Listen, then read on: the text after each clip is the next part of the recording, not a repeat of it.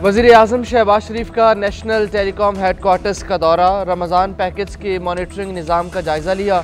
तकरीब से खिताब करते हुए कहा कि जामे और शानदार प्रोग्राम काबिल तारीफ़ है। हमने यूटिलिटी स्टोर्स को हमेशा के लिए खैरबाद कह दिया। ये आवाम का पैसा था जो करप्शन की नज़र हो रहा था। आवाम की बहबूद हमारी तरजीह है। अब किसी को लाइन में नहीं लगना पड़ेगा। फ़ी ख़ानदान 5,000 रुपये मिलेंगे। लोग अपनी ज़रूरत के मुताबिक चीज़ें खरीद सकेंगे। किसी के आगे हाथ ना फैलाने वालों की मदद करना नेक काम है।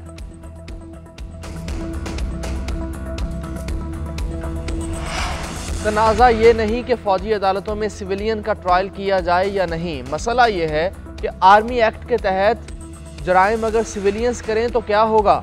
आर्मी एक्ट में दर्ज जराइम करने पर इसका दायरा इख्तियार सिविलियंस तक बढ़ाया जा सकता है या नहीं। जस्टिस जमाल मंदुखेल ने मिलिट्री केस में रिमार्क्स दिए।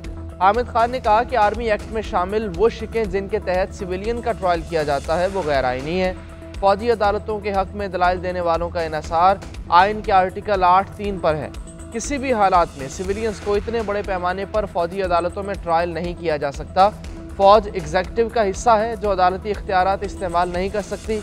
आर्मी एक्ट को एक तरफ रखें तो आइन में फौजी अदालतों की कोई गुंजाइश नहीं।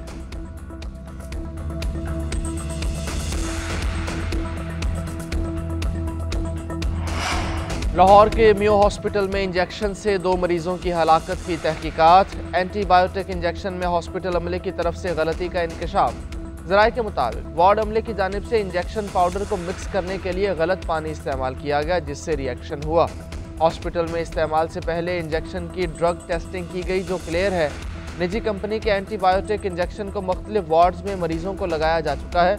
रिएक्शन सिर्फ एक वार्ड में ही सामने आया।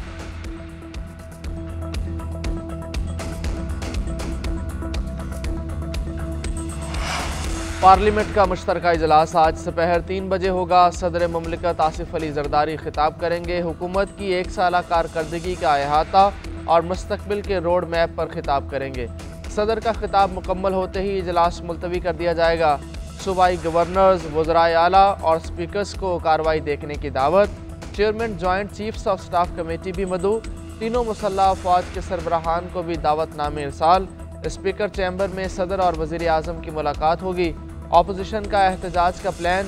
हुकूमती अरकान को एहतजाज को नाकाम बनाने का टास्क सौंप दिया गया।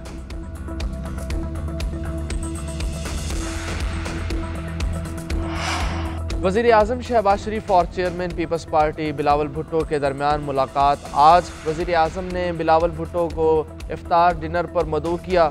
मुलाकात में सियासी सूरत हाल पर तफसीली तबादला ख्याल किया जाएगा। पंजाब की सूरत हाल पर भी गौर होगा।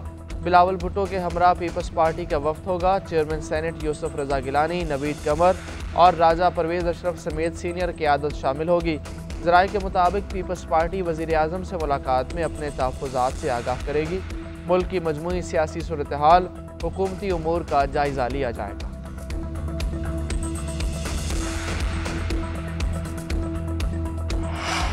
पाकिस्तान और IMF के दरमियान पॉलिसी सतह के मुज़ाकरात। $1 अरब किस्त के लिए नए अहदाफ मिलने का इम्कान।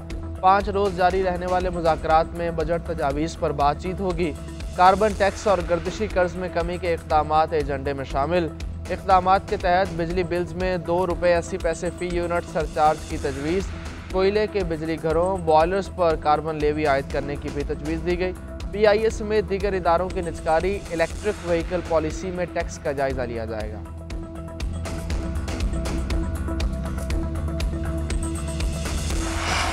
पंजाब में 60% सब्सिडी पर सुपर सीडर की फराहमी का तीसरा मरहला। सुपर सीडर प्रोजेक्ट की लॉन्चिंग से स्मोग में वाज़ेह कमी का इम्कान।